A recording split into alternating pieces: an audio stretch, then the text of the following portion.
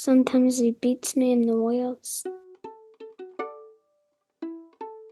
Hi, dog lovers. Welcome back to Rescued by a Dog, the podcast about dogs that have actually saved their owners' lives. I'm Laura, and this season of the podcast is entirely listener supported.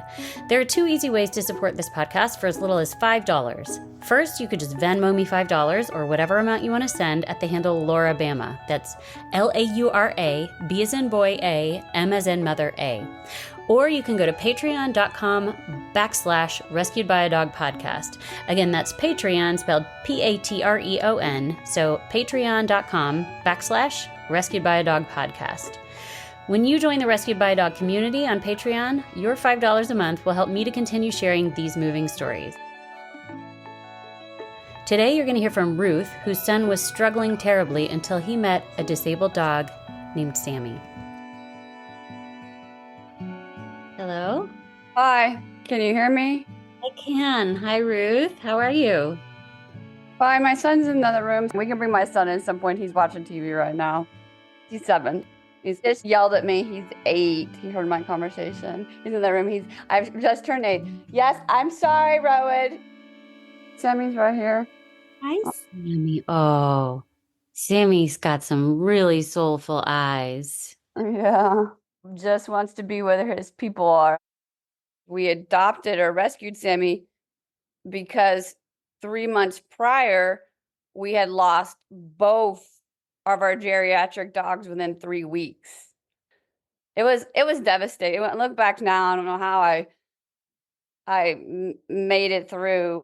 But when I was looking for a dog, like Mika, the black lab, used to sleep with Rowan. I mean, that was hard for him because, at that age, he's still trying to grab like the concept of death. And we talked a lot about the Rainbow Bridge and them crossing the bridge. But that segues into how we got Sammy, because it happened about this time, July, 2 years ago. And I mean, I was not automatically looking for a dog. I was like, I need some time to grieve, which I did. But I just it was 2 months later, it was September, and Rowan was really struggling. This was first grade, and he was really struggling. I mean, he was acting out, having behavioral issues. Again, this is before we knew he had dyslexia. But, I was like, my gosh, and the school's telling me my kid's a bad child, which I knew he's not. He's a great child, a sweet. So it was September, and I was like, man, maybe I should really think about getting him another dog, a family dog or whatever. And so one night with September, I feel like my joke with when I tell the story is kind of like online dating. And then here's Sammy. I mean, obviously showing this, I was looking and this, he was the picture in the post was about 6 months. And it was this all white, he was a lot smaller than he is now, all white, looked like a lab dog with a little collar on. He was I feel like I was laugh my joke on dating. I was just sitting there awestruck by him. I was like, oh my God, he just looks so gorgeous and friendly. And, on the website, it says very friendly, a big thing with kids, with adults, with dogs. And so the shelter, I'll give them credit. And I want to give them credit. They're called Churchill Animal Protection Society. They're like, oh, he's great with dogs, people, kids. He's just the best dog. But then they also told me Sammy's story, which is kind of very sad that his whole litter was actually dumped in the middle of nowhere, rural desert Nevada. They brought the whole litter back to life. He's looking at me. Yeah, Sammy, we're talking about you. So by the time we rescued him, it took a little while. He was about 8 months. I have a video of the first day we met him. First thing he did was went up to Rowan and kissed him in the face.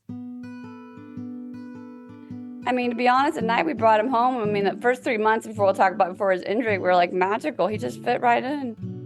Rowan, even those first few months, would come home, obviously tired and frustrated from school. I have a ton of pics of him just cuddling with Sammy. It was traumatic for me as a mother to watch how much he hated school and how much it just was so horrible on him. But the positive thing with Sammy is he'd come home and, it was it just melted away. He would curl up with Sammy and cuddle. Sammy really helped us, but also me as a mom, single mom, help me help Rowan. I didn't know why he was so angry, but makes sense, can't read. But the positive, of course, having Sammy was that it helped a lot. Um, that was a really hard time. I mean, and then Sammy got his injury. It was like December, what is that, 2022? Then we only had Sammy about 3 months, and then he slipped. Well, I have tile in my house, right? So he just slips, and then he starts limping, and I'm like, oh boy. We went to a board certified surgeon here in Reno, was told that Sammy needed surgery on this ligament tear in his left leg, and that it basically wouldn't heal on his own, is what I was told. He does the surgery, Sammy comes out, he's not getting better. We have a checkup, we go in, the surgeon says he needs another revision on this same leg. And I'm like, you're kidding me? So he goes in the second time and literally calls me when the dog's in the surgery table and tells me he can't fix Sammy. I said, okay, all right, so what do I do? He says, you're gonna have to go to UC Davis. Now it's December, it's around the holidays, right? I have an 80-pound dog that is completely immobile. He has no use of his left leg. He can't get inside the house. I'm like, not much more weight in him. I'm trying to get him in and out with the help of friends too. In and out to the bathroom, right? He can't put any weight on his leg because the surgery messed up his leg so badly. It was, to be honest, worse than it was before. And, this is the hard part. It's, Rowan's still attached to the dog, and I remember just though I had family putting pressure on me to give him up. I really didn't know what to do, but there was a morning, and I still remember I have this picture of that. Sammy, even though he, couldn't do anything, he was immobile, he was on the couch, and I came out and Rowan was literally on sleep on top of Sammy. And I came out and I'll be honest, I literally started crying. I was like, I don't know what I have to do. If I have to go, which I am, in debt, broke. If I have to go in debt or broke, I somehow have to keep this dog. So again, more money I didn't have, but taking me to UC Davis, and they were amazing. They were the ones that identified that Sammy has these birth defects in both legs that are called, I know nothing about this, but now I know a lot about it. They're called patelloluxations, which are floating kneecaps in both knees. She's like, you could put Sammy in physical therapy and put him in a wheelchair. And she kind of said, honestly, I probably would do that. And I was sitting there like, oh, like wheelchair, like, okay. Like I'd never thought about it, never had a dog in wheels or anything. And like when she said that, it kind of like ding, ding, ding. I was like, oh, okay. Like that sounds like a feasible option. So I said, fine, whatever. I looked it up online. Walking Pets is a huge, large company that makes wheelchairs. So I ordered a wheelchair beginning of January. I still remember there was snow on the ground. We put Sammy in it, and I actually have a video of this that, of him going in his wheels. And I mean, that was a very emotional day. It's like almost watching, like I remember when your child takes their first steps. He took right to it, literally started running and his tail wagging. And I can tell you that first day watching him, I just cried, I think half the day. I mean, it changed everything. It changed everything. He was now able to go on walks. He could get out of the house. At the same time, I have stuff going on with Rowan.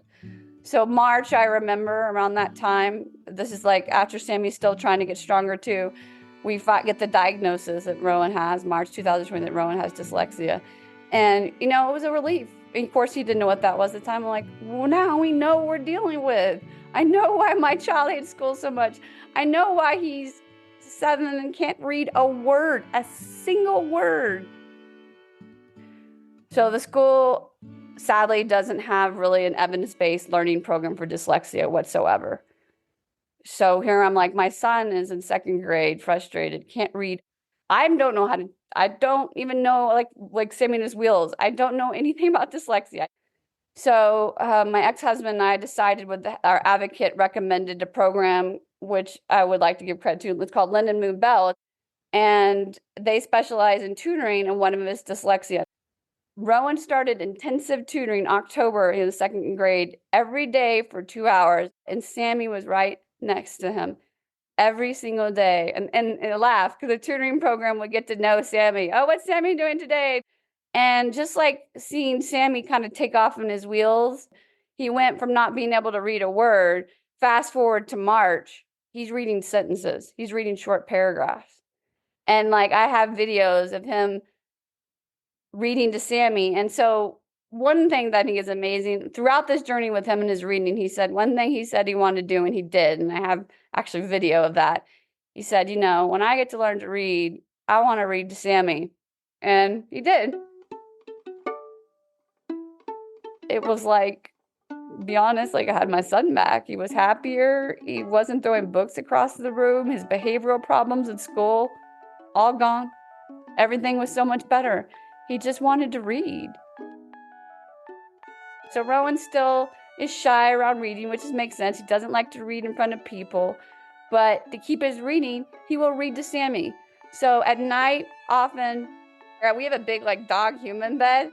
Like they'll curl up, and a lot of times Sammy will put his head, to be honest, in Rowan's lap. It's kind of like Rowan's almost like reading him a bedtime story, to be honest. One thing for Rowan that's kept him up is his sports. If you ask him that question, he plays baseball, he plays basketball now. He skis already on like an expert level at age 8. I mean, he's super athletic, and I think that has kept his, he has friends that are definitely in the sports. So I think that's really kept his self-esteem up with all this, is that, yes, he may not be the best at reading or in school, but he is super athletic.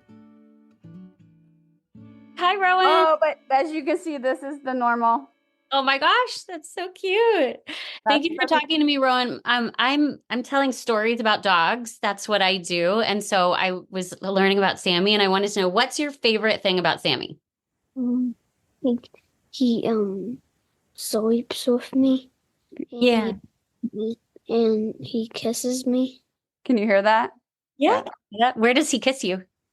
On the cheek. That's so cute. If Sammy understood like human English, like you're talking right now, what would you like to tell him? I love you.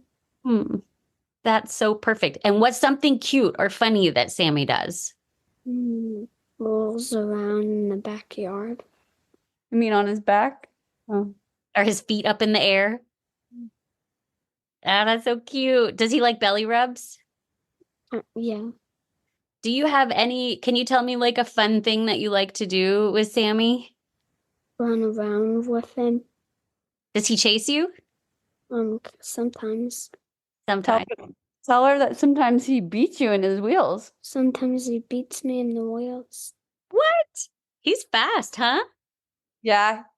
Yeah, he's fast. Can you tell her about the park? Where we live. We live right next to the park, so we take Sammy there. And Sammy will run home on his wheels? Yeah. That's kind of amazing that he can beat you, because I heard you're kind of an athlete, like you do a lot of sports, and he must be really an athlete too. Yeah. Do you like reading to him? Yeah. What does he do when you read to him? Does he like to listen, or does he go to sleep, or what does he do? Goes to sleep. Oh, so he loves the sound of your voice then, basically. He just has his head right in your lap, so relaxed. Oh, he loves you. That's usually what I would say, Rowan. That's usually what happens at night, right? Generally, he wakes Rowan up in the morning with a kiss. He just wants attention, love, and just wants to be cuddled. A great analogy is sometimes I use as his mother is like, Sammy has wheels, but he's had to go to physical therapy and do things, to learn to live a life as best he can with wheels, but that doesn't define him. And he's a great dog, and he's living his best life in wheels. It's kind of similar to dyslexia. You're going to have it the rest of your life, but you can learn like you have to read and learn to live with it, and overcome things just like Sammy did. You just might have to work a little harder, and Rowan kind of understands that. If Sammy could understand human English, what would you like to say to him? I'd probably tell him, sorry, that makes you want to cry. Well, first of all, thank you for saving us when we were going through our grief, because you really did. And then as a mother, I would say thank you. I would say thank you for loving my son. Sorry, it's hard to talk about. I would say thank you for loving my son so much the way you do, and that you're so sweet and patient with him. I don't know if I could do this, parenting thing alone without you. Do you know what he would want to say to you? I don't know. I hope he'd say, thanks for not giving up on me. But thank you for loving me the way I am.